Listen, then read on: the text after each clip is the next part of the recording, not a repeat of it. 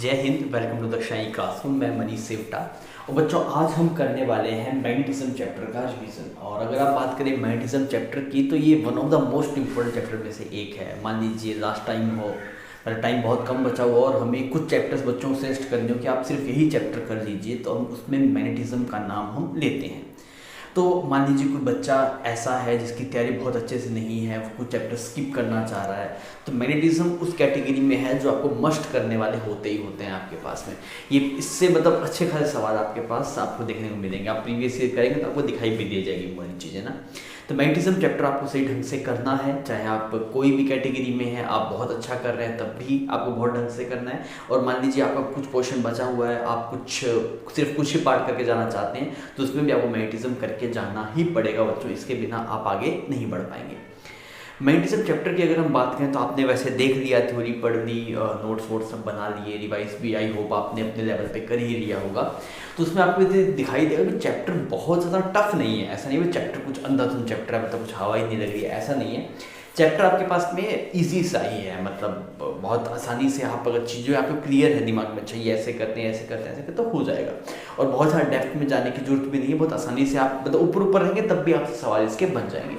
अभी chapter 3-4 part के अंदर डिवाइड रहता है। सबसे पहले हम बात करते हैं magnetic field due to current carrying wire की, फिर हम बात करते हैं magnetic force on moving charge, फिर हम बात करते हैं magnetic force on current carrying wire, और लास्ट वाले पार्ट में जो मैग्नेटिज्म वाला पार्ट है हमारे पास, उसमें हम चर्चा करते हैं। तो सबसे पहले हम शुरुआत वहीं से करेंगे, जिस ऑर्डर में हमने पढ़ा था उसी ऑर्डर में हम इनको रिवाइज भी करेंगे। सबसे पहले बच्चों हम बात करने वाले हैं कि एक करंट कैरिंग वायर की वजह से मैग्नेटिक फील्ड कैसा आता है, कितना आता है, उसकी डायरेक्शन क्या है, उन सब चीज़ों पे हम चर्चा करेंगे। तो आप मेरी बात ध्यान रखिएगा, ये चैप्टर हमें बहुत ढंग से करना है। और अगर नहीं क्लियर है तो आप एक बार वापस नोट्स वगैरह देख के, जो लेक्चर वीडियोस है वो सब देख के आप ढंग से कर लीजिए ना बच्चों। ये चैप्टर आपका सही ढंग से क्लियर होना जरूरी है। अब आइए हम सबसे पहला टॉपिक जो हमारे पास मैग्नेटिज्म में रहेगा वो रहेगा that is magnetic field due to current carrying wire, due to current carrying wire. इसमें हमने काफ़ी चीज़ें पढ़ी थी, वो सबकी सब एक बार क्विक रिवाइज करेंगे। और मैं पहले भी बता चुका हूँ, रिवीजन का मोटिव ये है कि एक बार आपको चीज़ें दिखे जाए क्या क्या चीज़ें थी, और उससे आपको ये पिंग हो जाएगा अच्छा हाँ ये वाला पार्ट हमारा वीक है, तो आप यहाँ पे रुक के नोट्स वापस गो थ्रू करके आप उसे स्ट्रॉन्ग कर लीजिएगा। क्लियर? ऐसा हो सकता हम हर एक चीज़ को यहाँ पे फुली डिस्कस नहीं कर सकते, बस फुली डिस्कस करें तो वापस वही लेक्चर बन जाएंगे जो पहले बन रहे थे। ऐसा नहीं होगा आपके पास। बस हम कुछ कुछ मतलब एक उसका इंट्रो उठा लेंगे या फिर उसमें जो चीज़ इंपॉर्टेंट थी उसकी बात हम कर लेंगे। तो बच्चों अगर हम बात करते हैं इस वाली चीज़ की, that is magnetic field due to current carrying wire, सबसे पहले शुरुआत में हमने पढ़ा था that is Biot Savart law. This is Biot Savart's law. अब आप सबसे पहले बैठ के आप याद कीजिए बायट सावर्ट लॉ के बारे में आप क्या क्या जानते हैं, बायट सावर्ट लॉ क्या बताता है, किसकी वजह से, वो सब चीज़ें आप एक बार सोच के खुद से अपनी कॉपी में लिख के देखिए।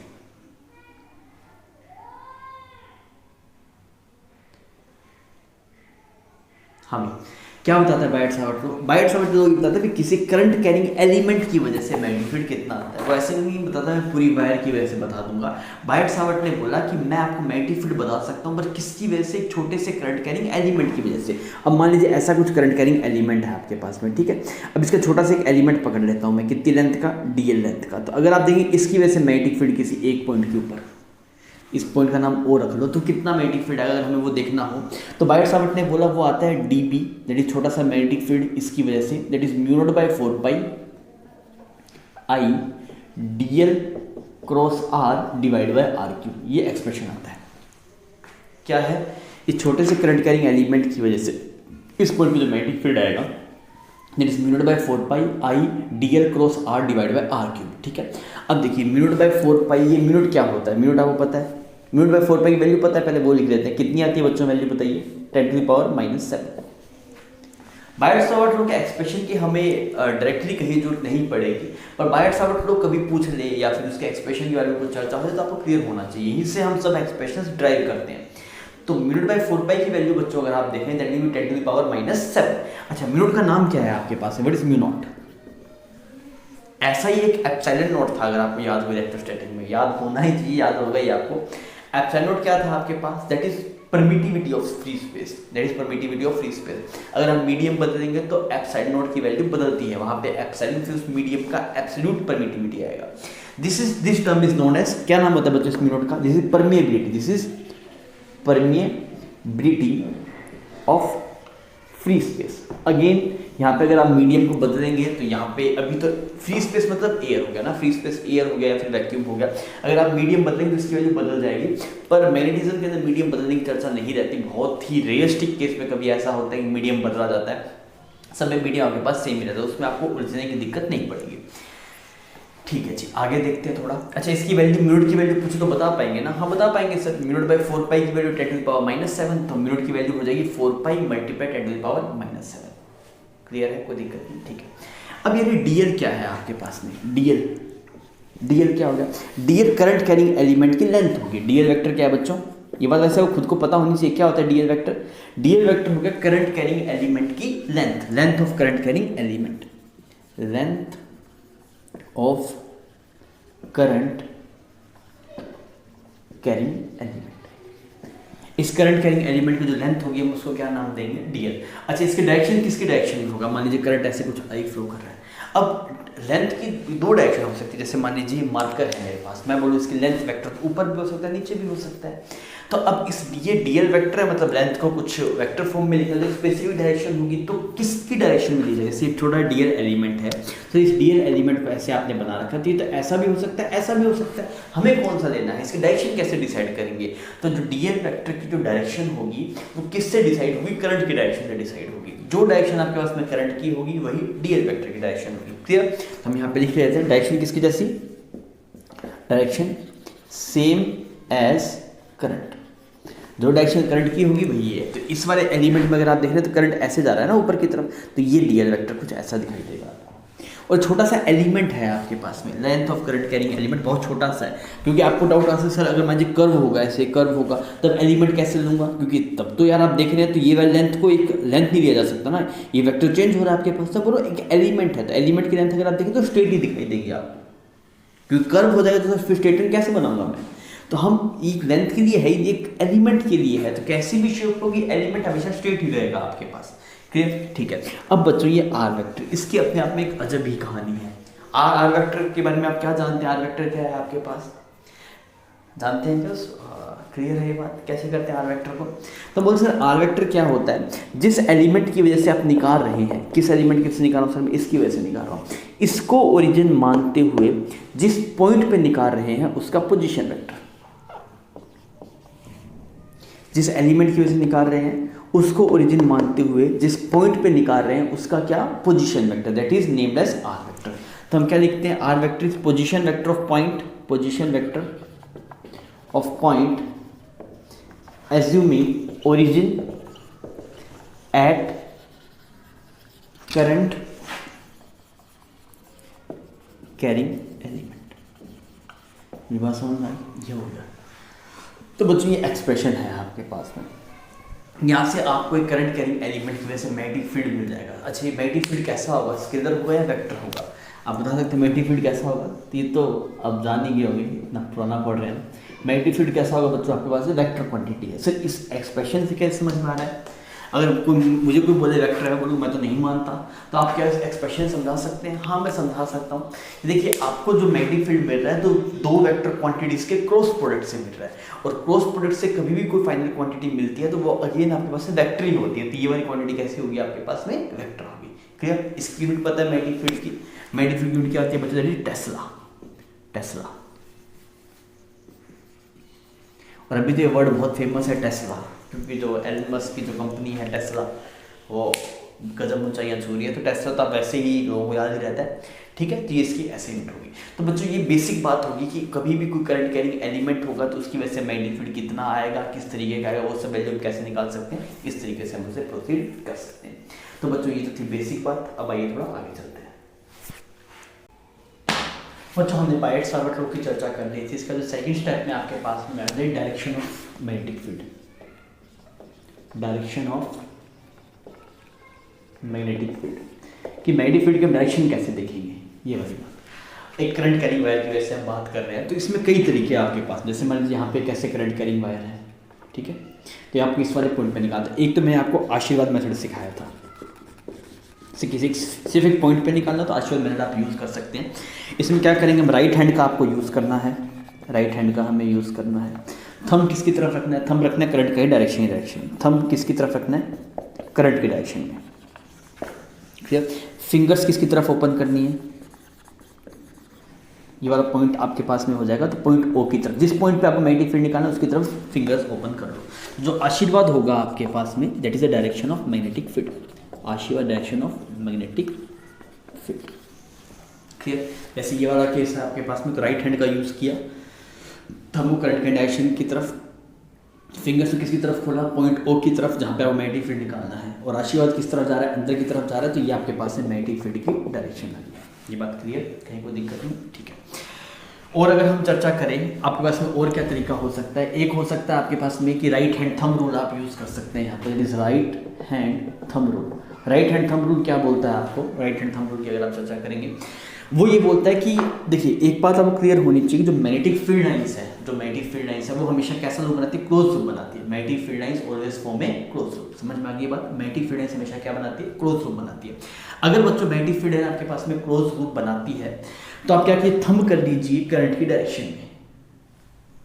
ठीक, एक मतलब मैग्नेटिक फील्ड किसी पॉइंट पे निकालने दो तरीके हो गए, एक तो आशीर्वाद मेथड हो गया, एक राइट हैंड थंब रूल हो गया। अब ये क्या बोलते हैं, जैसे मान लीजिए ऐसे करंट कैरिंग वायर है आपके पास में, यहाँ पे ऐसे करंट कैरिंग वायर है, अब इसकी वजह से मैग्नेटिक फील्ड लाइन बनानी है, तो क्या कीजिए, राइट हैंड दीजिए, इसके थंब को करंट डायरेक्शन में कीजिए, फिंगर्स को कर्व कर दीजिए, फिंगर ऐसे बन रही है, तो फिंगर ऐसे बने तो ऐसे ऐसे फील्ड लाइन बन जाएगी, ऐसे बननी आपके पास में क्लोज लूप है, तो सर्कुलर बनेगी आपके पास में। सेंस किससे डिसाइड हो जाएगा, राइट हैंड थंब रूल से। मैग्नेटिक फील्ड लाइन हमेशा क्लोज लूप बनाती है, एक वायर के लिए ये फील्ड लाइन आपके पास में सर्कुलर शेप की है, तो आपको दिखाई देगा अच्छा ऐसी है, तो यहाँ पे इसमें अंदर जा रहा है, यहाँ पे ऐसे बाहर आ रहा है, इसमें अंदर जा रहा है, यहाँ पे ऐसे बाहर आ रहा है, इस तरह का केस आपके पास बनता रहेगा। क्लियर है। सिमिलरली अगर आप बात करेंगे ऐसे कोई करंट कैरिंग वायर होती है, तो इसकी फील्ड कैसे बनेगी आपके पास में, राइट हैंड थंब रूल ऐसे किया तो यहाँ से फील्ड बाहर निकलेगी, यहाँ पे ऐसे अंदर जाएगी, ऐसे करके ऐसे क्लोज लूप बनेगा आपके पास में। सिमिलरली यहाँ पे भी ऐसा ही होगा।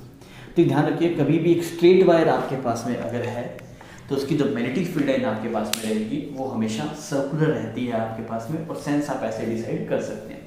तो इससे आपको हर एक पॉइंट पर डायरेक्शन क्लियर हो गया। मान लीजिए ये ऐसे करंट कैरिंग वायर है, तो यहाँ पे अगर आप देखेंगे तो इस तरफ आ गया, ये ऊपर की तरफ करंट जा रहा है, मैग्नेटिक फील्ड लाइन ऐसे बन गई, सही है मेरी बात। और अगर मैग्नेटिक फील्ड लाइन आपके पास में ऐसे बन गई, तो इस वाले पॉइंट पर अगर आप देखेंगे तो फील्ड लाइंस ऐसे है, सेंस ऐसा है, तो यहाँ पे टेंजेंट डायरेक्शन में, यहाँ पे टेंजेंट, यहाँ पे टेंजेंट, यहाँ पे टेंजेंट।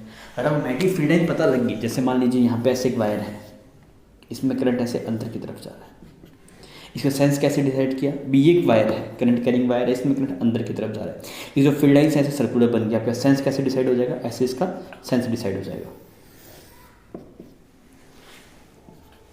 क्लियर। सिमिलरली अगर यहाँ पे ऐसे करंट बाहर की तरफ निकल रहा है, इसकी फील्ड लाइन अगर आप बनाएंगे तो अगेन सर्कुलर पहले बनेगी, सर्कुलर बना दी, सेंस कैसे डिसाइड हुआ, राइट हैंड थंब रूल से, तो ऐसा बन जाएगा। राइट हैंड थंब रूल, ऐसे थंब किया, फिंगर्स को कर्ल कर लिया। अब ये मैग्नेटिक फील्ड लाइन है, अब मान लीजिए इस वाले पॉइंट में मैग्नेटिक फील्ड चाहिए, तो टेंजेंट डायरेक्शन में मैग्नेटिक फील्ड लाइन से मैग्नेटिक फील्ड कैसे निकालते हैं पता है ना, तो उसके लिए मैग्नेटिक फील्ड लाइन पहले क्लियर है आपको क्या होती है, मैग्नेटिक फील्ड लाइन क्या होती है, तो हम बोलते हैं magnetic field lines are the imaginary line tangent to which we will get direction of magnetic field intensity. Magnetic field lines imaginary lines है जिन पे टेंजेंट ड्रॉ करने से आपको मैग्नेटिक फील्ड इंटेंसिटी की डायरेक्शन मिलती है। तो अगर आप यहाँ पे ऐसे टेंजेंट ड्रॉ करेंगे इस पे, जैसे इस वाले पॉइंट पे टेंजेंट ड्रॉ किया तो ऐसे बन गई टेंजेंट, तो ऊपर से दोनों तरफ आ सकती है, तो किस तरफ लेना है, तो हम देखा जाए सेंस ऐसा है तो ऊपर की तरफ यहाँ मैग्नेटिक फील्ड आएगा। यहाँ पे अगर आप देखेंगे टेंजेंट बनाया, सेंस ऐसा है तो इस तरफ मैग्नेटिक फील्ड आएगा। और अगर आप डायरेक्शन देखें तो आप राइट मतलब आशीर्वाद मेथड से भी देख सकते हैं, करंट की डायरेक्शन में थंब को रखा, फिंगर्स खोल ली, आशीर्वाद इस तरफ जा रहा है, तो वहाँ से भी सेम जवाब आ रहा है आपके पास। क्लियर। तो दो मेथड बच्चों आपने सीखे हैं, एक करंट ये वाला, अगर आप राइट हैंड थंब रूल से सारी पिक्चर क्लियर हो जाएगी। आप वायर की डायरेक्शन में थंब रखिएगा, फिंगर्स को कर्ल कर लीजिएगा, तो आपको करंट के सेंस मिल जाएंगे, आप इजीली उसको प्रोसीड कर पाएंगे। क्लियर। तो दो तरीके हैं आपके पास, आशीर्वाद मेथड और राइट हैंड थंब रूल। और डायरेक्शन ऑफ मैग्नेटिक फील्ड अपने आप में बहुत इंपॉर्टेंट है, ये आपकी बहुत ढंग से क्लियर होनी ही चाहिए। आप वायर लीजिए, थंब रखिए, फिंगर्स सेंस मिल जाएगा आपको, सेंस मिल गया उस डायरेक्शन के अंदर फील्ड लाइन बना लीजिए। फील्ड लाइन मैग्नेटिक फील्ड नहीं है, फील्ड लाइंस पे अगर आप टेंजेंट ड्रॉ करेंगे तब जाके आपको मैग्नेटिक फील्ड मिलेगा। दूसरा तरीका आशीर्वाद मेथड है, करंट की डायरेक्शन में थंब कीजिए, जिस पॉइंट में मैग्नेटिक फील्ड निकालना है उस डायरेक्शन पे मतलब फिंगर्स को खोल लीजिए, आशीर्वाद की डायरेक्शन में मैग्नेटिक फील्ड होगा। क्लियर है ये बात? तो ये आपके पास था डायरेक्शन ऑफ मैग्नेटिक फील्ड। फिर इसके बाद में जो पॉइंट बनता है वो ये बनता है कि आप डिफरेंट जैसे सबसे पहले हम एक करंट कैरिंग वायर की वजह से उसकी जो डिफरेंट लेंथ होगी, कोई इनफाइनाइट है, कोई फाइनाइट है, कोई सेमी इनफाइनाइट है, उसकी वजह से मैग्नेटिक फील्ड इंटेंसिटी कितना आता है। तो अगर हम बात करें magnetic field intensity due to finite wire, इसका एक्सप्रेशन याद है आपको? आप मुझे इसका एक्सप्रेशन लिख के बताइए।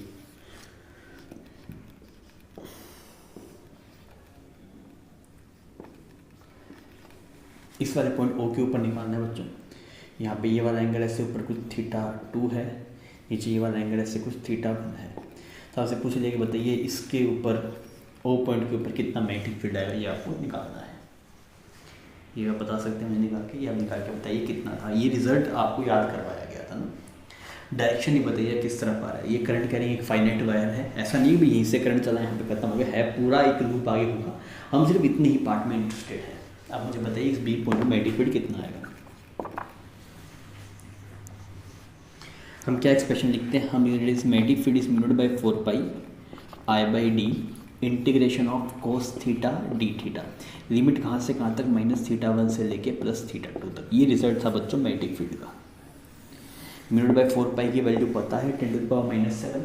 आई आपके पास में करंट हो गया और डी यहाँ पे परपेंडिकुलर डिस्टेंस है, और जो लिमिट्स है वो परपेंडिकुलर डिस्टेंस से मेजर कर रहे हैं। देखिए अगर हम नीचे जा रहे हैं नेगेटिव लिख रहे हैं, ऊपर जा रहे हैं तो पॉजिटिव लिख रहे हैं। क्लियर? ये आपके पास मैग्नेटिक फील्ड है।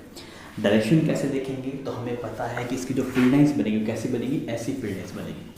करंट की डायरेक्शन थंब किया, फील्ड लाइंस ऐसे बन रही है, फील्ड लाइंस ऐसे बनी है। फील्ड लाइन और मैग्नेटिक फील्ड दोनों अलग अलग चीज़ें हैं। फील्ड लाइन पे अगर हम टेंजेंट ड्रॉ करेंगे तब जाके मैग्नेटिक फील्ड बनेगा। तो फील्ड लाइंस ऐसे है, तो इस वाले पॉइंट पे जो फील्ड लाइन है वो ऐसे अंदर जाती हुई दिखाई दे रही है आपको। अगर आप इस पर टेंजेंट ड्रॉ करेंगे तो अंदर की तरफ मैग्नेटिक फील्ड आएगा। या फिर आप जो तरीका आशीर्वाद मेथड भी यूज़ कर सकते हैं, राइट हैंड का थंब लीजिए, थंब ले लिया, उस पॉइंट की तरफ फिंगर कीजिए जहाँ मैग्नेटिक फील्ड निकालना है, उसकी तरफ फिंगर कर ली, खोल दीजिए। आशीर्वाद किस तरफ जा रहा है, अंदर की तरफ जा रहा है, तो अंदर की तरफ मैग्नेटिक फील्ड आ जाएगा। हाँ समझ रहा है, ये मैग्नेटिक फील्ड है। सेम ऐसे रिजल्ट इलेक्ट्रिक फील्ड में भी थे। अगर आपको याद होगा कि फाइनाइट वायर की वजह से EFI, अगर फाइनाइट वायर की वजह से EFI याद है आपको रिजल्ट, यहाँ पे लैम्डा चल रहता था, नीचे वाला एंगल कुछ θ1, ऊपर वाला कुछ θ2। तो यहाँ पे दो इलेक्ट्रिक फील्ड आया करते, एक EX आया करता था, एक EY आया करता था। इसमें वो सब चर्चा मतलब वो सब चक्कर ही नहीं है, ये मतलब BX BY के, बिकॉज यहाँ पे हर एक एलिमेंट की वजह से मैग्नेटिक फील्ड अंदर की तरफ है आपके पास में, तो सब डायरेक्टली जुड़ जाएंगे। पर इलेक्ट्रिक फील्ड वाले केस में वो डिफरेंट थे। कई बार बच्चों को इलेक्ट्रिक फील्ड और मैग्नेटिक फील्ड के रिजल्ट में कन्फ्यूजन रहता है, तो जब आप ये याद करें साथ साथ में इलेक्ट्रिक फील्ड वाले लिखते रहिए ताकि आप फंसे नहीं।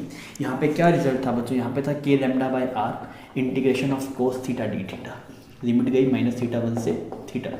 EY आता है आपके पास में K⁴R integration of sine theta d theta, it is -θ1 से θ2। यहाँ पे कुछ भी मतलब BX BY का चक्कर नहीं है, सिर्फ B जो आता है वो इनटू द प्लेन आ जाएगा आपके पास। इस वाले केस में कोई और होगा तो सेम डायरेक्शन, एक ही फिक्स डायरेक्शन आएगी।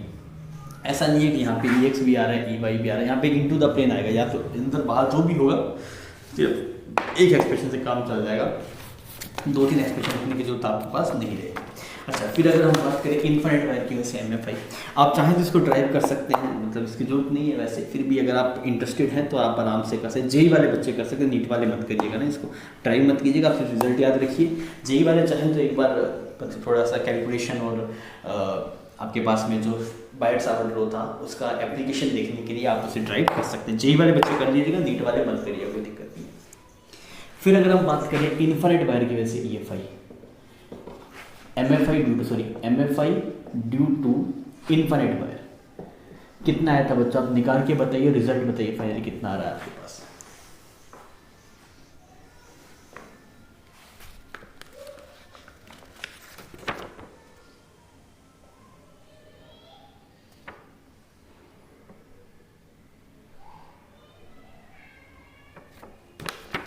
हाँ भी कितना आया था। इन्फिनिट वायर कुछ ऐसी रहेगी आपके पास, यहाँ पे इन्फिनिटी ऐसे ऊपर इन्फिनिटी करंट ऐसे कुछ I फ्लो कर रहा है। आप किसी इस पॉइंट पर निकालने जा रहे हैं D डिस्टेंस के ऊपर, जो मैग्नेटिक फील्ड है it is μ0I divide by 2πd। ये आपके पास से मैग्नेटिक फील्ड आ जाए, किसकी वजह से, इन्फिनिट वायर की वजह से। क्लियर? सिमिलरली अगर आप सेमी इन्फिनिट वायर केस निकालेंगे, MFI due to semi infinite wire. अब आप इसको ड्राइव करेंगे ना खुद से, आप इसको ड्राइव करके देखेंगे रिजल्ट आ रहा है कि नहीं। कैसे ड्राइव करेंगे, यही रिजल्ट यूज़ कीजिएगा। लिमिट जाएगी -90 से लेके +90 तक। अगर आप सेमी इनफाइनाइट देखेंगे बच्चों तो यहाँ से शुरू होगी ऊपर इन्फिनिटी पे, इस वाले पॉइंट का नाम कुछ ओ आ गया। बताइए यहाँ मैग्नेटिक फील्ड कितना आ रहा है आपके पास, करके बताइए क्या लिमिट्स बताइए कैसे जाएगी इसके अंदर।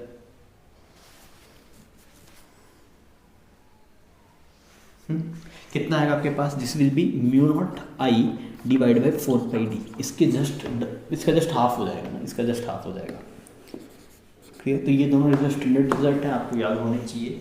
सिमिलरली अगर आप EFI की बात करें, अभी चल रहा है MFI मैग्नेटिक फील्ड, अभी अगर मैं इलेक्ट्रिक फील्ड की बात करूं तो इनफाइनाइट वायर का जो इलेक्ट्रिक फील्ड है that is 2k lambda by r, और एक सेमी इनफाइनाइट वायर था k lambda by r, net था √2k लैम्डा बाय r। ये मैं इलेक्ट्रिक फील्ड बता रहा हूँ। मैग्नेटिक फील्ड की अगर आप बात कर रहे हैं तो इनफाइनाइट वायर की वजह से magnetic field is μ0I by 2πd, semi infinite की वजह से μ0I divide by 4πd। Clear, तो ये रिजल्ट्स हैं आपके पास में, स्टैंडर्ड रिजल्ट्स हैं वायर के, मतलब वायर के वाले, तो ये आपको याद होने चाहिए।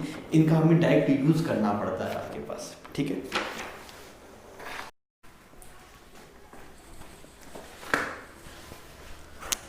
इस तरह का सवाल आपके पास रह सकता है, मतलब इससे डायरेक्शन वाला पॉइंट बहुत ढंग से क्लियर हो जाए कि करंट कैरिंग वायर की वजह से मैग्नेटिक फील्ड की डायरेक्शन कैसे देखते हैं। और डायरेक्शन बहुत इंपॉर्टेंट रोल प्ले करता है बच्चों इस चैप्टर के अंदर। मान लेते हैं कुछ ऐसा है ना आपके पास में, यहाँ पे कुछ करंट फ्लो कर रहा है I, और यहाँ पे ऐसे कुछ करंट फ्लो कर रहा है आपके पास 2I, और ये दोनों इनफाइनाइट वायर है आपके पास में। इसमें अंदर की तरफ करंट जा रहा है, इसमें बाहर की तरफ आ रहा है। यहाँ पे डॉट बनाया हुआ है बच्चों, यहाँ पे क्रॉस बनाया हुआ है। क्लियर, अब आपको बोला गया कि एक पॉइंट तो ये वाला पॉइंट हो गया, ए पॉइंट बोल देते हैं ना, इसकी दूरी यहाँ से कुछ डी है और यहाँ से भी कुछ डी है आपके पास में। तो ए पॉइंट मैग्नेटिक फील्ड कितना है ये बताइए। तो यहाँ पे एक पॉइंट बी मान लेता हूँ, इसकी भी दूरी यहाँ से कुछ डी है आपके पास। तो आपसे बोल दिया find net MFI at point A and B. A और बी पॉइंट के ऊपर नेट मैग्नेटिक फील्ड कितना कितना आ रहा है ये आपको बताना है। आप इसको प्रोसीड कीजिए, डायरेक्शन वगैरह से ढंग से ध्यान रखिएगा। डायरेक्शन के लिए सवाल दिएगा, डायरेक्शन में लोग फंस जाते हैं। करके बताइए।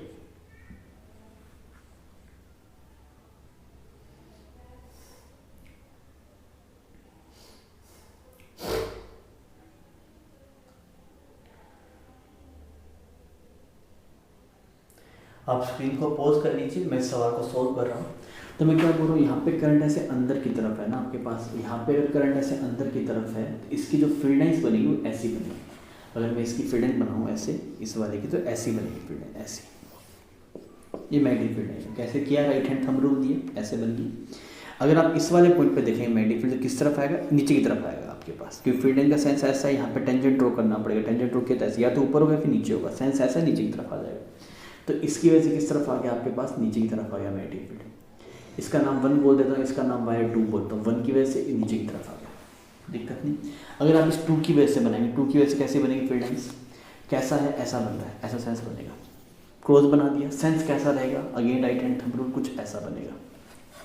समझ में आ गया। ये भी नीचे की तरफ आएगा आपके पास। अगर ये नीचे की तरफ आएगा तो B2 भी आपके पास में यहाँ पे किस तरफ आ जाएगा, नीचे की तरफ आ जाएगा। तो डायरेक्शन क्लियर होगी तो कोई दिक्कत ही नहीं है। B1 B2 की वैल्यू तो हम निकाल सकते हैं। ठीक है, तो मैंने मैग्नेटिक फील्ड लाइन बना के किया। आप चाहें तो आशीर्वाद मेथड से भी कर सकते थे। आशीर्वाद मेथड से थंब आशीर्वाद दिया, फिंगर्स खोल नीचे की तरफ, यहाँ पे थंब करंट की तरफ, करंट बाहर की तरफ है तो ऐसा रहेगा, उस तरफ फिंगर खोल नीचे की तरफ। तो दोनों ही केस में आशीर्वाद नीचे की तरफ है तो ऐसा बन जाएगा। अब आप B1 B2 की वैल्यू बताइए। अब सबसे पहले हम निकाल रहे हैं MFI at point A, MFI at point A. तो अगर आप देखें B1 की वैल्यू कितनी है, तो B1 की वैल्यू है μ0I डिवाइड बाई 2πd ना, तो 2πd कर दिया। B2 की वैल्यू कितनी है, दैट इज μ0I की जगह हो गया 2I, 2πd कर दिया। सही, तो आप इसको सॉर्ट आउट कर लीजिए कितनी वैल्यू बन रही है आपके पास। तो ये टोटल बन गया 3/2 μ0I बाय πd, ये बी नेट बन गया। दोनों को जोड़ना है, दोनों को जोड़ा 3/2 बन गया। सही है, इतनी बात ठीक है। अभी अगर आप magnetic field at point B निकालें, MFI at point B, MFI at point B, तो अगेन आपके पास में जो इम्पोर्टेंट चीज़ रहेगी वो डायरेक्शन है। तो अगर आप इसकी वजह से देख रहे हैं तो इसकी वजह से किस तरफ आ रहा है, देखिए यहाँ पे है ना ये बी पॉइंट, तो फील्ड लाइन ऊपर की तरफ जाती हुई दिखाई दे रही है, तो इस तरफ बनेगा B1। फील्ड लाइन देखिए ऐसे है फील्ड लाइन, तो यहाँ पे टेंजेंट बनाएगा तो ऊपर की दोनों तरफ हो सकती है। सेंस ऐसा है तो ऊपर की तरफ बनेगा। क्लियर। अगर आप आशीर्वाद मेथड से करेंगे तो आशीर्वाद मेथड से किया तो ऐसा होगा, समझ में आ गया। तो B1 ऊपर की तरफ आ गया, ठीक है ना। करंट की तरफ थंब किया, फिंगर्स खोल लिया, अशर ऊपर की तरफ आ रहा है। सिमिलरली अगर आप इसमें देखेंगे तो ऐसे थंब किया, यहाँ पे किस तरफ है, नीचे की तरफ, B2 ऐसे नीचे की तरफ आ रहा है, क्लियर। तो ऐसा सेंस बनेगा आपके पास, ऐसा सेंस बनेगा तो इस तरफ कहीं भी होगा, आप बड़ी रूप बनाइए, बड़ा बनाइए, तो यहाँ पे नीचे की तरफ आएगा। तो B1 B2 डायरेक्शन समझ में आ गई। B1 ऊपरी तरफ है, B2 नीचे की तरफ है, डिस्टेंस से आपके पास में D। सबसे पहले बच्चों B1 निकालते हैं। B1 कितना है, that is μ0I divide by 2 B2 अगर आप निकालेंगे तो आप देखेंगे μ0 I की जगह आ गया 2I, और D कितना आ गया आपके पास, डिस्टेंस होगी वहाँ से 3D, इस वाली वायर से कितनी डिस्टेंस होगी बच्चों आपके पास 3D, दैट इज 2π, और यहाँ पे बन जाएगा 3D। कोई दिक्कत नहीं। इस वाले पॉइंट की पहली वायर से डिस्टेंस है D और दूसरी वाली डिस्टेंस है 3D। अब आपको दोनों को सब्ट्रैक्ट करना है, कौन बड़ा है, ऊपर वाली टर्म बड़ी है आपके पास, ऊपर वाली टर्म बड़ी है तो आप बोलेंगे दैट इज B नेट कितना आ जाएगा, that is B1 minus B2। तो B1 की वैल्यू डोमिनेट कर रही है, तो B1 किस तरफ है, इस तरफ है, मतलब इस पॉइंट पे जो नेट मैग्नेटिक फील्ड आएगा वो ऊपर की तरफ आएगा। यहाँ पे नेट मैग्नेटिक फील्ड नीचे की तरफ भी आएगा, बिकॉज दोनों ने एक दूसरे को जोड़ दिया।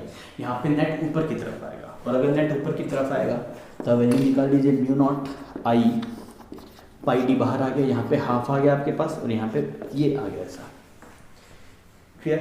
तो एक्सप्रेशन कितना बन जाएगा, that is μ0I divide by, यहाँ पे 6 आ गया आपके पास, ये B नेट आ गया, डायरेक्शन भी क्लियर होगी।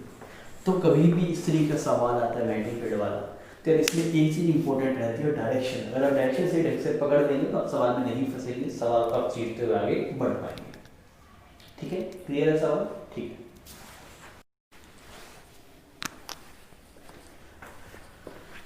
नेक्स्ट बच्चों हम आगे बढ़ते हुए बात करें, that is magnetic field intensity, जिसको हम MFI बोल रहे हैं, ड्यू टू सर्कुलर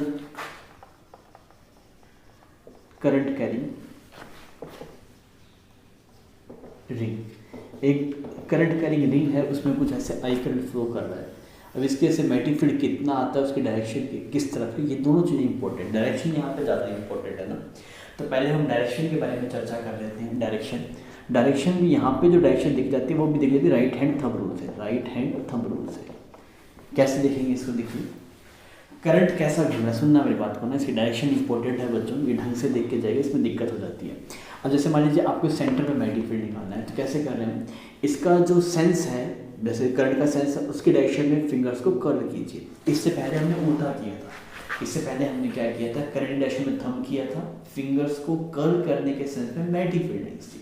यहाँ पे थोड़ा उल्टा चल रहा है, जो डायरेक्शन में जैसे इस सेंस में करंट घूम रहा है उस सेंस में फिंगर्स को कर्ल के थंब बाहर की तरफ आ रहा है, मतलब यहाँ पे जो मैग्नेटिक फील्ड होगा अंदर वो बाहर की तरफ होगा, क्लियर। तो मैग्नेटिक फील्ड क्लोज लूप बनाएगी, तो अगर यहाँ पे बाहर है तो बाहर ऐसे अंदर होगा, ऐसी फील्ड बनती है आपके पास में, ऐसी, मतलब समझ में, सर्कुलर फील्ड बनती है, यहाँ से बाहर निकल रही है, बाहर से अंदर जा रही है, ऐसे।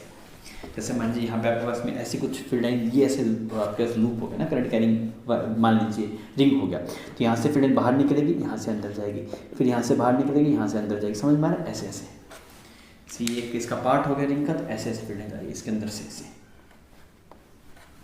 समझ में आ गया। तो अगर कभी पूछ जाए कि रिंग के बाहर मैग्नेटिक फील्ड बताइए, तो पहले आप अंदर निकाल दीजिए, अंदर जो डायरेक्शन आ गई मैग्नेटिक फील्ड की, बाहर जस्ट उसका अपोजिट होगा। ये बात आप ध्यान रखिएगा बच्चों। कैसे निकाल रहे हैं हम बोल रहे हैं कि अगर आपको किसी लूप की वजह से या फिर करंट कैरिंग रिंग है उसकी वजह से अगर मैग्नेटिक फील्ड निकालना है तो आप राइट हैंड थंब रूल का यूज़ कीजिए।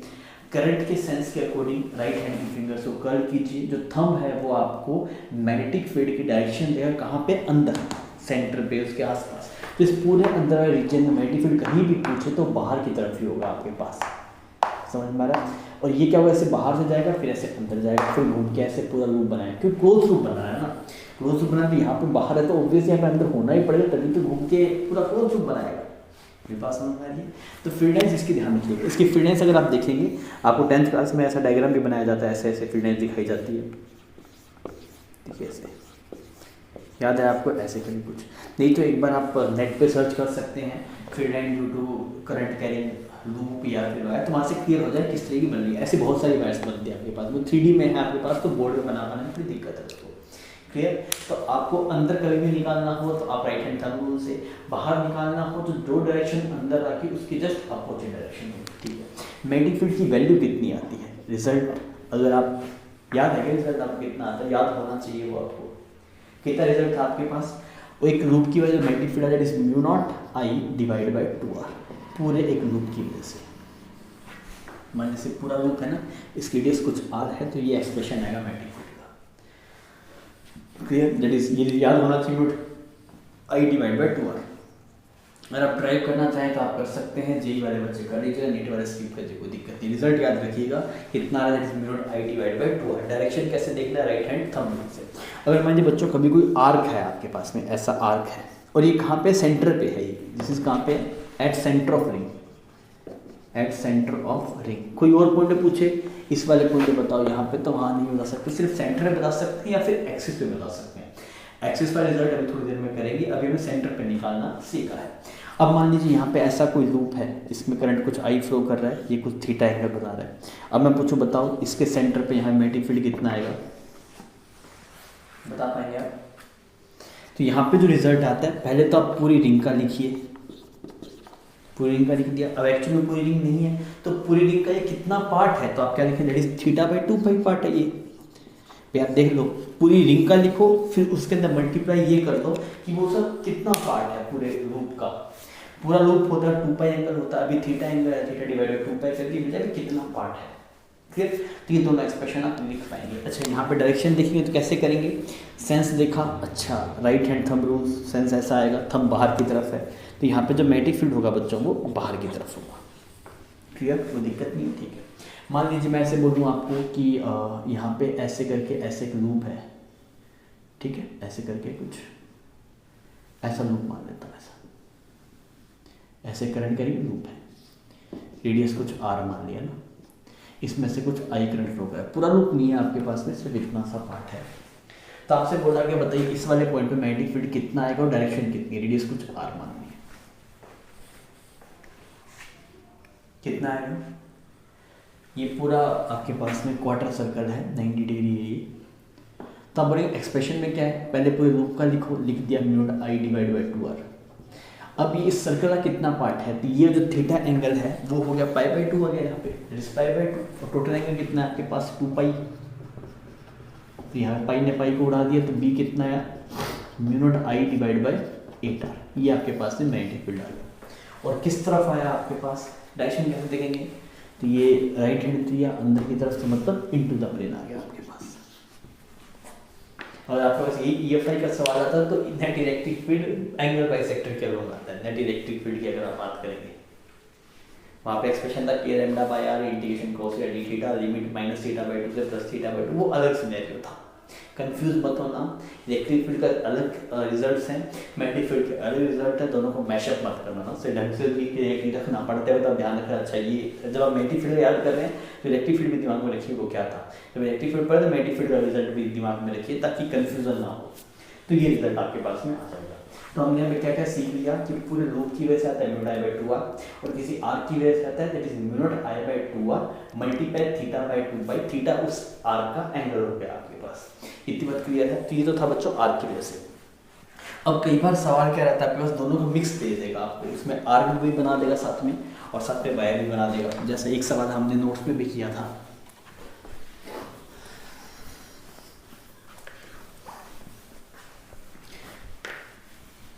इस तरीके का सवाल था आपके पास, यहाँ पे ऐसे पहले पूरा ऐसे बना देते हैं कुछ,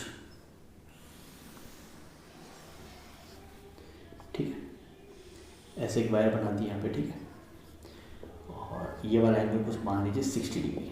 ये डिटो सवाल हमने क्लास में किया हुआ, जैसे करंट आई फ्लो कर रहा है। अब इस पॉइंट का नाम कुछ हो गया O, आपसे पूछ रहा है बताइए बी नेट कितना है at point O, point O के ऊपर नेट मैग्नेटिक फील्ड कितना है ये आपको निकाल के बताना है। बताइए करें कितना है,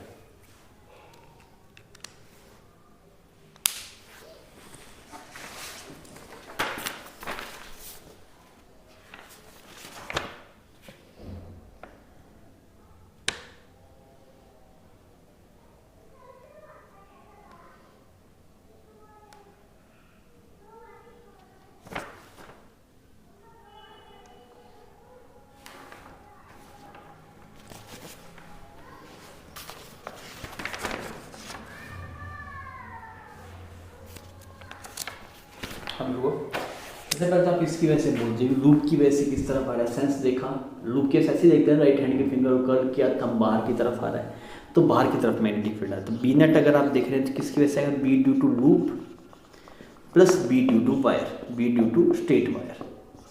ये तो लूप हो गया आपके पास, ये स्ट्रेट वायर आ गया। तो लूप की वजह से कितना आएगा, that is mu naught I divide by 2r multiply theta by 2 pi. Theta कितना आ गया 300 डिवाइड बाई 2 पाई हो गया 360। डिग्री में लिख लो कोई दिक्कत नहीं, फ्रैक्शन चाहिए तो कितना फ्रैक्शन है उसका, ये रिजल्ट सही है बच्चों। प्लस स्ट्रेट वायर की वजह से that is mu not by 4 pi I by D integration cos theta d theta. Perpendicular distance क्या है, ये है परपेंडिकुलर डिस्टेंस, ये आर है क्या, ये डिस्टेंस ये आर है क्या, नहीं, ये एंगल 30 डिग्री है तो कितना बनेगा आर कोस 30, तो आर कोस 30 आ गया आर रूट 3/2। समझ में आ रही है बात, परपेंडिकुलर डिस्टेंस कितना है आर कोस 30, तो आर रूट 3/2। इसके जगह लिख दिया आपने आर रूट 3/2, तो यहाँ पे ऐसा कुछ 2 का एक्सप्रेशन बन गया। अब आप यहाँ पे देख लीजिए कितना बन गया 5 और 6, तो यहाँ पे कितना आ गया, that is mu naught I divide by 12r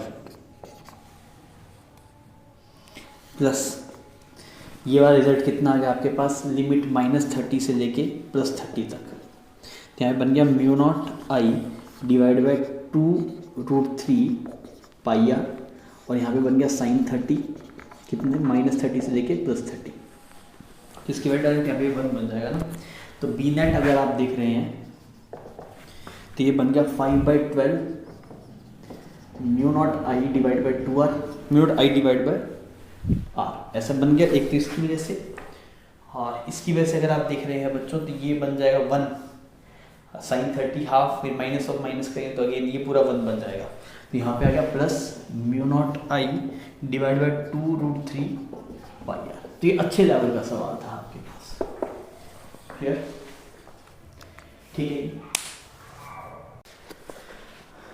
बच्चों। इसमें हम आगे बात करते हैं MFI on axis of ring, MFI on axis of ring. तो इसमें डायरेक्शन बहुत ज़्यादा इंपॉर्टेंट रह जाती है इस वाले केस के अंदर, स्पेशली इस केस में हमें जो फील होता है वैसा होता है ना, तो डिफरेंट हो जाता है। तो केस आप ढंग से देखिएगा ना, यहाँ पे ऐसे एक रिंग बना दिया आपने, तो इसमें से क्या कर रहा है बच्चों, आई करंट ऐसे आपके पास में फ्लो कर रहा है, ठीक है, यहाँ पे ऐसे रिंग बना दी। अब सेंस कैसा है देखिए, ऐसा कुछ हो रहा है, यहाँ से करंट बाहर निकल रहा है और यहाँ से ऐसे अंदर, रिंग समझ में आ रही है, ऐसे बनेगी रिंग ऐसे, ठीक है, यहाँ से करंट बाहर जा रहा है, यहाँ पे अंदर, तो यहाँ पे डॉट दिखा दी, यहाँ पे क्रॉस से बाहर से अंदर। इसकी रेडियस कुछ आपके पास में ऐसे आ रहा है, ठीक, इस वाले पॉइंट का नाम कुछ आपने ऐसे ओ रख दिया, और ये वाला एंगल आपके पास कुछ मान लीजिए थीटा है, ठीक है। अब यहाँ पे जो मैग्नेटिक फील्ड का एक्सप्रेशन आता है वो कितना आता है आपके पास, ये एक्सिस के ऊपर है, that is mu naught I divide by 2r, ये तो सेम का सेम आ गया जो रिंग के सेंटर पे था, मल्टीप्लाई एक और चीज का that is sine cube theta, ये रिजल्ट है साइन क्यूब थीटा, ठीक है। तो सेंटर पे अगर आप जाएंगे तो ऑटोमेटिकली ये एंगल 90 डिग्री हो जाएगा, तो ये वैल्यू 1 बन जाएगी, वही रिजल्ट आ जाएगा। अब इसमें जो डायरेक्शन इंपॉर्टेंट है, डायरेक्शन कैसे इंपॉर्टेंट है देखिए, सेंटर पे जो डायरेक्शन है पहले वो देखिए, सेंटर पे कैसे देखूंगा, मैंने वो राइट हैंड थंब रूल से देखता हूँ, तो राइट हैंड थंब रूल से देखता हूँ, देखिए यहाँ से करंट बाहर निकल रहा है, यहाँ से अंदर जाता है, ऐसे करके ऐसे सेंटर पे कुछ इस तरफ आएगा मैग्नेटिक फील्ड, ऐसा आएगा कुछ मैग्नेटिक फील्ड, यहाँ से बाहर निकल रहा है, यहाँ से अंदर जाता है, ऐसे कुछ ऐसा आएगा। जो डायरेक्शन सेंटर पे आएगी वही पूरे एक्सिस पे आएगी, यहाँ पे भी ऐसा आएगा, यहाँ पे भी ऐसा आएगा। ऐसा होता नहीं है मोस्टली केस में, क्या होता है उस तरफ एक डायरेक्शन आती है, इस तरफ अलग डायरेक्शन आती है, इसमें ऐसा नहीं है, जो मैग्नेटिक फील्ड की डायरेक्शन इनके सेंटर पे है वही डायरेक्शन पूरे एक्सिस पे होगी। बात समझ में आ गई, ये बात आप नोट कर लीजिएगा, direction on axis is same as direction on axis is same as direction of MFI at centre of ring. Ring के सेंटर में जो MFI की डायरेक्शन है वही पूरे एक्सिस के ऊपर आपके पास है, कोई दिक्कत नहीं, बात समझ में आ गई। ऐसा एक्सप्रेशन आपके पास रहेगा। इसकी फील्ड लाइन अगर आप देखें तो कुछ ऐसे बनेगी फील्ड लाइन, ऐसे ऐसे ऐसे, तो यहाँ वाली फील्ड ऐसे स्ट्रेट रह जाती है आपके पास, यहाँ वाली फील्ड स्ट्रेट रहती है, तो हर एक पॉइंट पे सेम बनती है डायरेक्शन। एक्सप्रेशन आपको याद रह जाएगा, एक्सप्रेशन याद रहने में कोई दिक्कत नहीं है, जैसे सेंटर पे था वो सेम का सेम है, मतलब साइन क्यूब थीटा आपको और मल्टीप्लाई करना है। इतनी बात क्लियर है। कई बार कुछ ऐसा सवाल रह जाता है, कई बार ऐसा सवाल देखने को मिला है कि ऐसे एक आर्क बना दिया, आपको बोला गया यहाँ पे ऐसे कुछ आई करंट आ रहा है, और यहाँ से ऐसे कुछ आई करंट आ रहा है, आई करंट आ रहा है, यहाँ पे ऐसे कुछ आई करंट आ रहा है, और इसकी जो रेजिस्टेंस है वो यूनिफॉर्म है। सर्कुलर लूप है यूनिफॉर्म रेजिस्टेंस, सर्कुलर लूप है यूनिफॉर्म रेजिस्टेंस, यूनिफॉर्म रेजिस्टेंस। इसका मतलब क्या है कि यहाँ पे कुछ ऐसा होगा, ये वाला एंगल आपके पास ऐसे कुछ 90 डिग्री रह जाएगा, तो ऊपर वाला आपके पास में 360 माइनस 90 रह जाएगा, 270 डिग्री।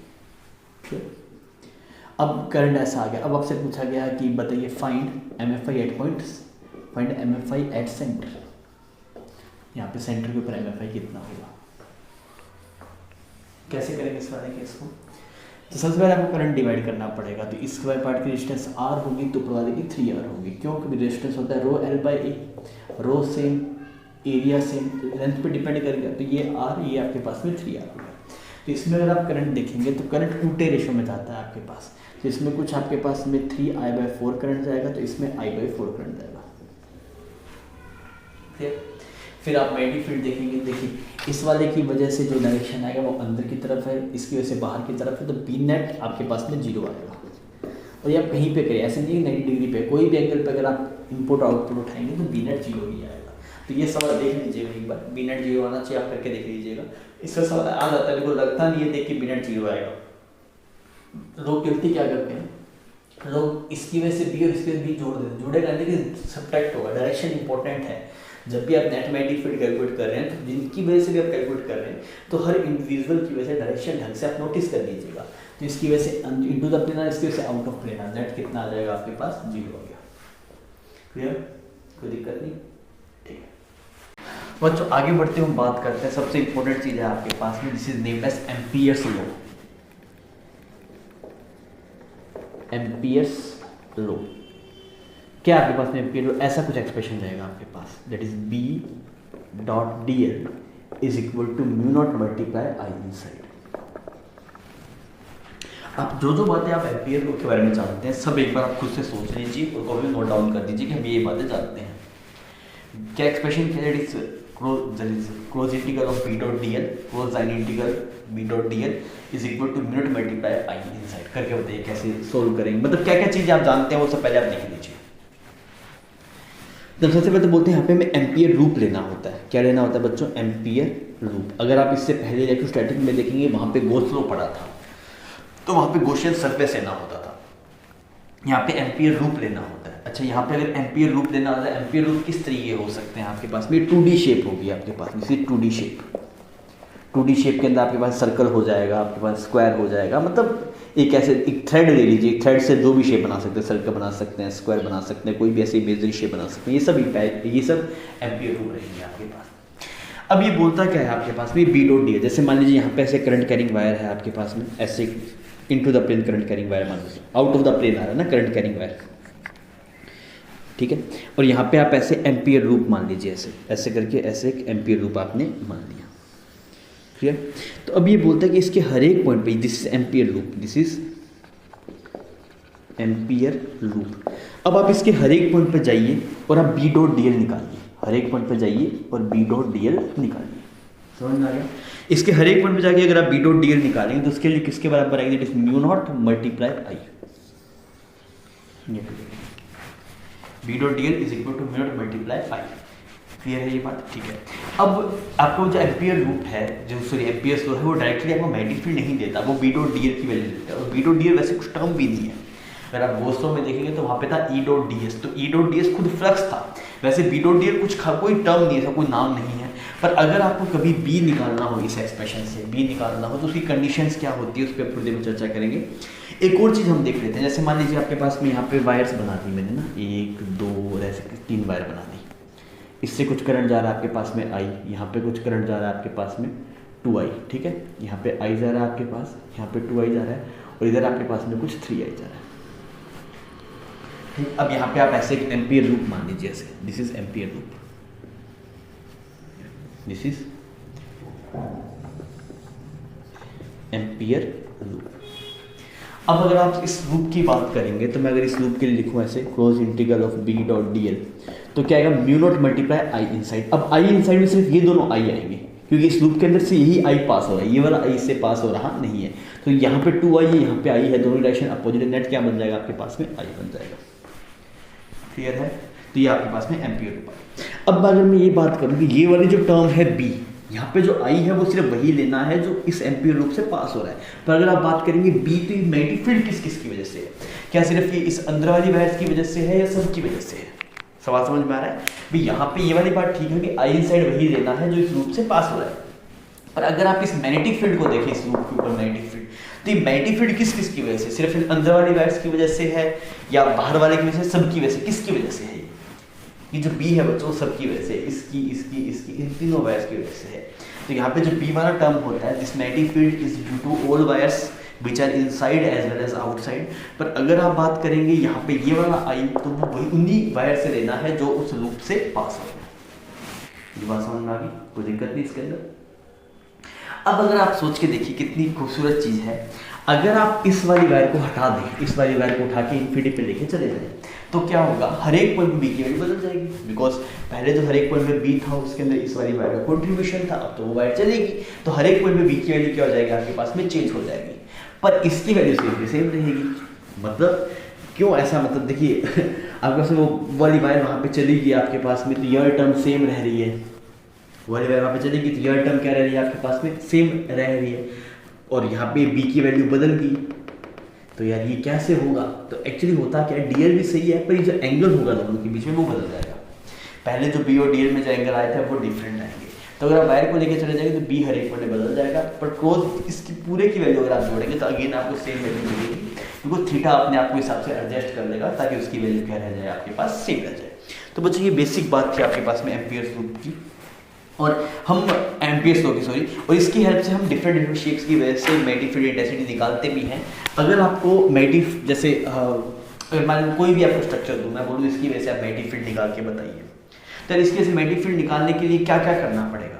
सबसे पहले तो हम ये कहते हैं कि अगर इस एक्सप्रेशन से अगर आपको मैग्नेटिक फील्ड निकालना है, पहले बी को इंटीग्रेशन के बाहर लेके आना पड़ेगा।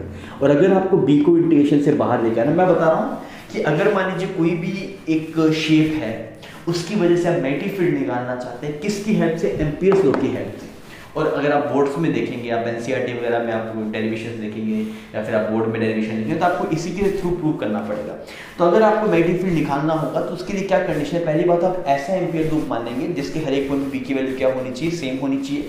और बी और उस लूप में बी, क्योंकि यहाँ एक्चुअली सिर्फ बी नहीं है ना, बी डीएल कोस थीटा है आपके पास में, तो डीएल और बी में भी एंगल इस तरीका हो या फिर जीरो हो तो बहुत बढ़िया है, जीरो है तो कोई दिक्कत नहीं है, तो सीधा बी बाहर नहीं आएगा ना। बी को अगर बाहर लेके आना तो ऐसा एम्पियर लूप मानिए जिसके हर एक पॉइंट बी सेम हो, पहली कंडीशन। सेकंड कंडीशन क्या है कि उस लूप के ऊपर जो बी डॉट डीएल में जो एंगल होगा वो एंगल जीरो रह जाए तो सबसे बढ़िया है, जीरो रह जाए तो और जीरो बढ़ जाएगा, 1 हो जाएगा तो आ जाएगा। बात समझ में आ रहा है ना? ये एक्सप्रेशन ऐसे लिखा हुआ है, तो ये क्या है? बी डीएल कोस थीटा है, तो बी भी हर एक पॉइंट भी यूनिफॉर्म होना चाहिए, कोस थीटा भी यूनिफॉर्म होना चाहिए। अगर ये दोनों बाहर आ जाएंगे फिर डीएल का इंटीग्रेशन तब इसमें 2πr बन ही जाएगा। क्लियर? अब हम इसके अंदर क्या था आपके पास में, डिफरेंट शेप्स के लिए मैग्नेटिक फील्ड निकालना होता है आपको, वो आप खुद से एक बार करके देख लीजिए, ये जरूरी रहता है आपके पास। एक तो आप जैसे यहाँ पे ऐसे एक इनफाइनाइट वायर है, यहाँ पे ऐसे एक करंट कैरिंग वायर है, ठीक है, इसकी वजह से मैं मैग्नेटिक फील्ड निकालने के लिए बोलूँ, पता है यहाँ पे r डिस्टेंस के तो मैग्नेटिक फील्ड कितना आएगा, तो ये आपको एम्पियर लूप की हेल्प से निकालना है। और मैग्नेटिक फील्ड पता है कितना है? Mu naught I divide by 2πr, समझ में आ गया? Mu naught I divide by 2πd। ये एक्सप्रेशन अब आप प्रूव करके दिखाइए मुझे किसकी हेल्प से? एम्पियर्स लॉ की हेल्प से। ये करना है, ये आपके बोर्ड में पूछा जा सकता है, ठीक है। इसके अलावा अगर आप बात करेंगे एक सोलेनोइड की, सोलेनोइड पता है क्या होता है? बहुत सारे ऐसे लूप रहेंगे, कंजस्टेड लूप, ठीक है, एक आइडियल सोलेनोइड है। इसके अंदर अगर आप मैग्नेटिक फील्ड की बात करेंगे तो मैग्नेटिक फील्ड कितना है? इज म्यू नॉट ni, इसको भी आपको ड्राइव करना है। ये दोनों रिजल्ट आप अभी ड्राइव करके बताइए। ये सोलेनोइड का रिजल्ट है आपके पास, this is mu naught ni। यहाँ पे n क्या है? n है number of turns per unit length. मेरी बात समझ में? और इसके अंदर आप मैग्नेटिक फील्ड देखेंगे तो कैसे डायरेक्शन अगर आप बात करें तो किसी जैसे ये जो सोलेनोइड है ये भी तो बहुत सारे लूप से मिलके बना है ना, एक लूप है उसके पास में दूसरा लूप है फिर लूप है, तो किसी एक लूप के सेंटर पे निकाल दीजिए, सबकी वजह से वैसे ही आएगा। बिकॉज अगर आप याद करेंगे रिंग के एक्सिस पे तो मैग्नेटिक फील्ड डायरेक्शन पूरे एक्सिस पे सेम आई थी, तो किसी एक लूप जैसे मान लीजिए करंट यहाँ से बाहर निकल रहा है यहाँ से अंदर जा रहा है, तो एक लूप की वजह से कैसा आ गया इस तरफ आ गया, तो सबकी वजह से ऐसा ही आएगा, तो मैग्नेटिक फील्ड डायरेक्शन मिल जाएगी इस तरफ, तो डायरेक्शन मिलेगी। और मैग्नीट्यूड कितना है आपके पास म्यू नॉट एन आई, एक इनफाइनाइट लॉन्ग सोलेनोइड की वजह से। ये दोनों रिजल्ट बच्चों आपको ड्राइव करने हैं, ये जरूरी है, ठीक है। अब आइए थोड़ा आगे चलते हैं। बच्चों जो सोलेनोइड वाला रिजल्ट था वो इंपॉर्टेंट था, मैग्नेटिक फील्ड आपने देखी that is mu naught N I, वहाँ पे जो स्मॉल एन है that is number of turns per unit length. अगर मान लीजिए कभी ऐसा हो आपको बोले कि सेमी इनफाइनाइट सोलेनोइड है, जैसे इनफाइनाइट के अंदर तो हमें पता लगे म्यू नॉट एन आई, जैसे मान लीजिए यहाँ पे बोल दे जस्ट बाहर, तो वो सेमी इनफाइनाइट की तरह ट्रीट होगा, तो यहाँ पे कितना आएगा, तब बोलेंगे सर आधा और आधा जोड़ेंगे तो इनफाइनाइट बन जाएगा, तो दोनों की वजह से नेट है म्यू नॉट एन आई, तो एक की वजह से कितना आ जाएगा mu naught N I by, clear, ठीक है, कोई दिक्कत नहीं, ठीक है। फिर एक शेप आपने टोरॉइड भी देखी थी, टोरॉइड कैसा था, ऐसा था टोरॉइड आपके पास, दिस इज टोरॉइड। टोरॉइड में बच्चों अगर आप मैग्नेटिक फील्ड देखते हैं तो यहाँ पे ऐसे एम्पियर लूप मान के प्रोसीड करते हैं, ये भी रिजल्ट आप ड्राइव कर लीजिएगा, ये आपको बोर्ड में हेल्प करेंगे, जो रिजल्ट्स का जो डेरिवेशन है, क्योंकि कोई भी डेरिवेशन वो मैथमेटिकल नहीं मानेंगे बोर्ड वाले, उनको आप एम्पियर लॉ से ड्राइव करके दिखाएंगे। तो अगर आप यहाँ पे इसको ऐसे करेंगे तो मैग्नेटिक फील्ड जो आपके पास में है दैट इज म्यू नॉट और टोटल नंबर ऑफ टर्न्स कुछ n है तो ये आई हो गया, मेरी बात समझ में आ गई, दिस इज डिवाइड बाई एक 2 पाई आर आ जाएगा, ऐसा एक्सप्रेशन आएगा आपके पास, ये आता है, ये n हो गया टोटल नंबर ऑफ टर्न्स, यहाँ पे स्मॉल है तो इसको भी n divide by 2 pi r करूँगा तो वही बन गया ना number of turns per unit length, तो ये भी सेम एक्सप्रेशन आता है, n हो गई total number of turns, total number of turns, तो दोनों में रिजल्ट सेम ही आता है म्यू नॉट एन है म्यू नॉट एन है, तो यहाँ पे जो स्मॉल n होगा वो तो होगा capital N divide by L, मान लीजिए इसके n total number of turns है, इसकी लेंथ कुछ L है तो n बाई L हो जाएगा, यहाँ पे total number of turns n है वो कितनी लेंथ में 2 पाई आर में, that is n divide by 2 pi r. मेरी बात समझ में आ रही है, कोई दिक्कत नहीं, क्लियर है ये बात, ठीक है। इसके अलावा बच्चों कई बार है ना एक शीट का आ जाता है रिजल्ट ना, कि यहाँ पे ऐसे करंट कैरिंग शीट है आपके पास में, इसमें से करंट बाहर निकल रहा है, समझ में आ रहा है, करंट बह रहा है ऐसे, जैसे पानी बहता है वैसे मान लीजिए प्लेन ऐसे बाहर की तरफ ऐसे आ रहा है, जैसे छत नहीं होती वैसे एक रूफ है ऐसे, और करंट ऐसे बाहर की तरफ आ रहा है, और ये के क्या है आपके पास में, के हो गया करंट पर यूनिट लेंथ, करंट पर यूनिट लेंथ, क्लियर। अच्छा इसकी वजह से अगर आप यहाँ मैग्नेटिक फील्ड देखेंगे तो कितना है magnetic field, that is mu naught के बाई 2, ये रिजल्ट इंपॉर्टेंट है, ये आप याद रखिएगा। डायरेक्शन कैसे देखेंगे, अच्छा करंट बाहर की तरफ निकल रहा है, इस तरफ आ गया, इधर चला गया, यहाँ पे करंट ऐसे बाहर की तरफ निकल रहा है, ऐसे करके कुछ इधर आ गया, b is equal to mu naught के बाई 2, याद रहेगा आपको। तो अगर आप बात करें कि इन्फिनिट प्लेन की वजह से जो करंट आता है दैट इज मैग्नेटिक फील्ड आता है दैट इज म्यू नॉट के बाई 2, ये कभी पूछा जा सकता है, ठीक है बच्चों। तो लेक्चर 1 रिवीजन का हम यहीं पे खत्म करते हैं, मिलते हैं नेक्स्ट लेक्चर के अंदर, और आप ढंग से हर एक चीज़ को देख लीजिए, कोई भी आपको दिक्कत है टाइम उस पर डिवोट कीजिए, आप ऐसे नहीं भागने की कोशिश मत कीजिए, कुछ कुछ चैप्टर बहुत बढ़िया ढंग से तैयार होने चाहिए, ये उसमें से है, कोई भी चीज़ है टाइम है, अगर आपके पास टाइम तो है ही ना, अभी तो टाइम है, आप चीज़ों कम से कम अगर मान आप हरी में निकल रहे हैं तो एक ऐसी कॉपी बना के रखिए जिसमें आपको ये रहे हमने ये चीज़ थोड़ा सा इसमें दिक्कत है, जब लास्ट टाइम आपके पास में रहेगा पूछे अब कहाँ दिक्कत है तो आप सडन बता सकें यहाँ यहाँ यहाँ दिक्कत है तो आप उसे कवर कर सकें, क्लियर। ओके बच्चा, थैंक यू फॉर वॉचिंग।